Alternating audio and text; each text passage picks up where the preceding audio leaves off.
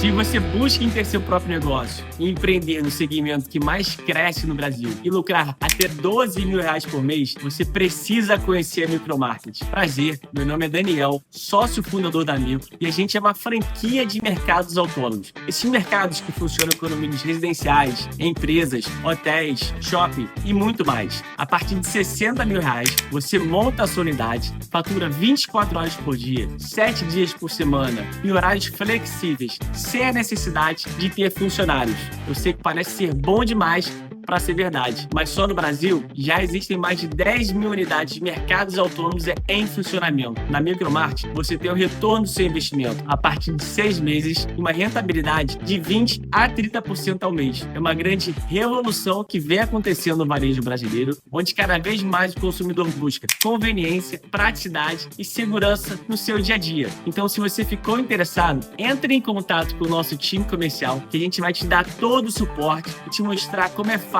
empreender com a Micromart. Eu espero vocês. Forte abraço. Salve, torcedor vascaíno. Muito bom dia. É um prazer estar com você por aqui em mais um Acorda. Um Acorda que traz uma reflexão sobre o Fernando Diniz, esse treinador tão controverso e que eu gosto tanto de falar sobre o seu trabalho. Todo mundo que acompanha o meu trabalho aqui sabe o que eu penso sobre ele.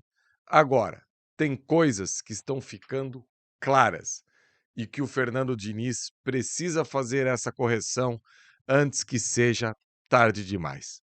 E antes de eu começar o meu acordo aqui, eu já vou pedir um favor que não custa absolutamente nada. Like. Abriu o vídeo, vai ali no botãozinho do like, senta o dedão do like, compartilha nas suas redes sociais para dar essa moral pra gente aqui no canal Atenção Vascaínos. Torcedor, aí na capa eu coloquei que convicção é convicção e teimosia é teimosia. E eu fiquei até o último momento para colocar uma outra capa, que poderia ser falta dinizismo ao Diniz. Preferi colocar a primeira, mas se fosse a segunda, estava tudo certo. O que eu penso sobre o trabalho do Fernando Diniz?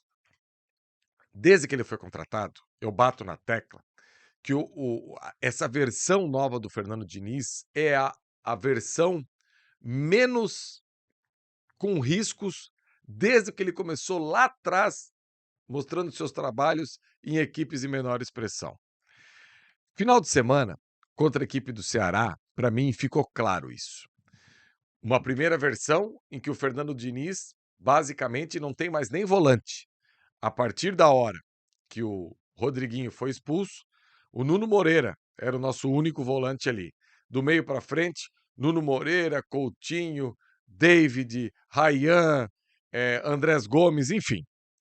Quando o Vasco chega à frente do placar, ele saca Nuno e Coutinho e coloca Lucas Oliveira e Paulinho. E o que faltou para mim para o Vasco matar esse jogo no último domingo? O Vasco ficar com a bola. Faltou o dinizismo nesse final de jogo.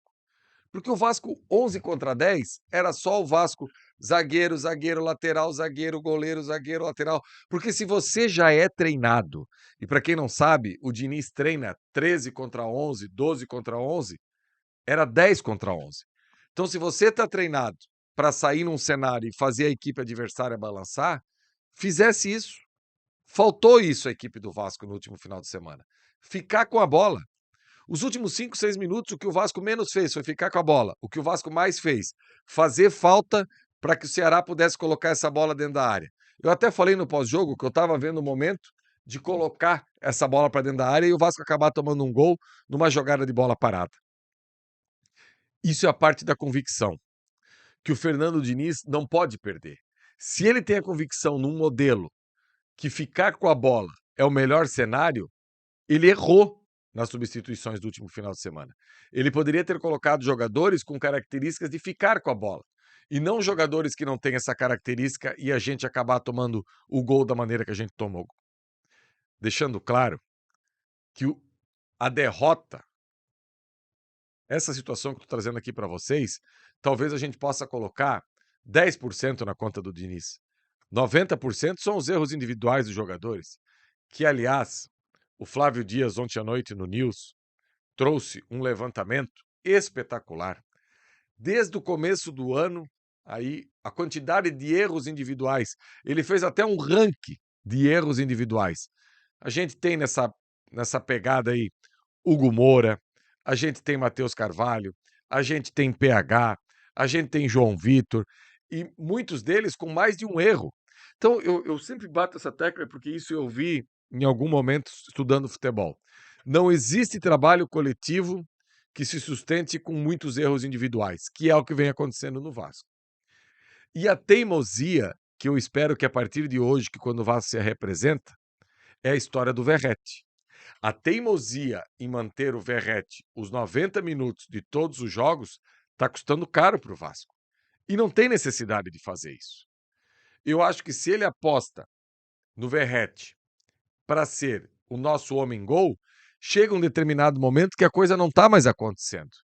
O que me dá um ponto de esperança é que o Diniz falou na coletiva de domingo que aquele era um jogo para o Verratti.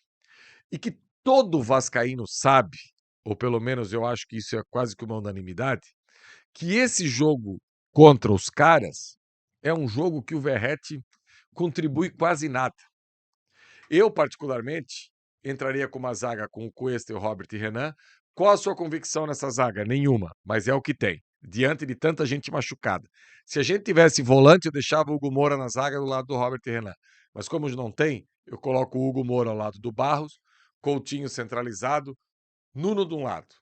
Aí vem a minha dúvida. Ou uma troca pura e simples, Verratti por David, ou então o Andrés pela direita e o Ryan de centroavante. Essa seria a minha equipe para enfrentar os caras no próximo final de semana. Futebol não é uma ciência exata. A melhor maneira de enfrentar um time igual esse deles não é ficar apostando somente na transição rápida. É ter posse, fazer a equipe do outro lado balançar e, quando ter a possibilidade de ter a transição rápida, fazer a transição rápida. Mas não só ficar na transição rápida. Porque se você deixar a bola com eles, criando volume, criando oportunidade, rondando a área, pela qualidade que tem do lado de lá, eles vão achar o caminho do gol. Então, o principal é ter esse entendimento. Eu posso ter a bola, eu vou tentar ter a bola. Eu não vou ter a bola, eu posso tentar essa transição ofensiva rapidamente. E isso, eu acho que o Diniz essa semana precisa trabalhar muito. Cuidar mais das suas convicções e largar mais a sua teimosia. E eu ainda acho que ele é o treinador que vai tirar a gente dessa situação e vai levar a gente. Não vou afirmar ao título da Copa do Brasil. Agora, pelo menos vai levar a gente a fazer a final da Copa do Brasil. Eu estou muito confiante nesse confronto contra o Fluminense lá em dezembro. Só que existe muita coisa para acontecer até lá.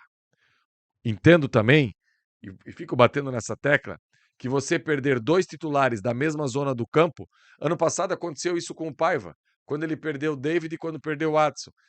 Quando o Vasco estava se ajustando. Agora o Vasco está se ajustando, perde Jair e perde o Tietê. O Flávio até trouxe a informação ontem à noite no News que há a possibilidade do Tietê jogar no próximo final de semana. O Piton ele quase que descartou. Então que o Diniz possa ter essa semana cheia, lembrando que eles têm jogo pela Libertadores, não pode trabalhar a semana cheia pensando no Clássico, e o jogo ainda é quinta-feira à noite, então eles vão ter só sexta e sábado para se preparar para o Clássico. Eu acredito até que, dependendo do resultado de quinta, eles vão botar uma equipe alternativa no domingo, eu não tenho dúvida disso.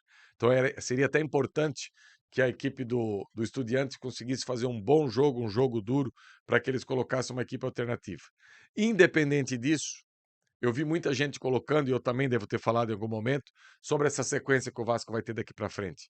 O que a gente precisa entender é que essa equipe do Vasco, da maneira que o Diniz se comporta, não existe jogo difícil perdido na véspera e não existe jogo fácil ganho na véspera.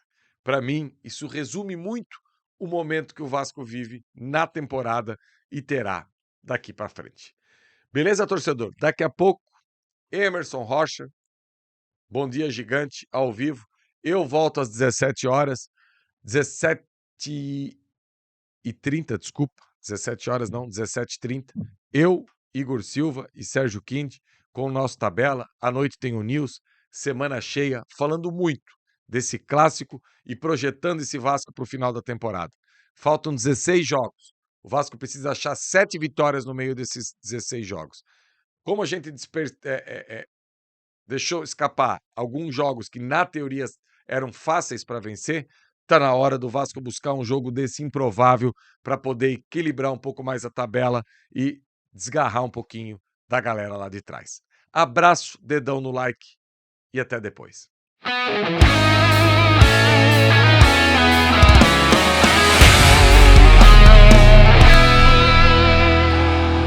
Para Roberto Dinamite, sozinho, atenção, vai enfiar, gol!